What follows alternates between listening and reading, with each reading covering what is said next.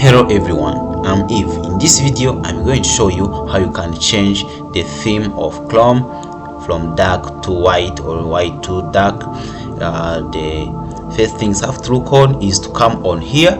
There is the icon called settings. We will find it here on any kind of browser. Someone may have it, but if you want to change this dark theme to change it to white, you have to come here on customize button and click on it, and come from here. There is the default Chrome, show us the button which named as change the theme, and then you have to look on this is the right theme or dark theme. On our devices we have to come and select dark if it is on dark, but if you want to turn it to right, you have to cut on here. You see the background of our browser Chrome has turned it into right theme.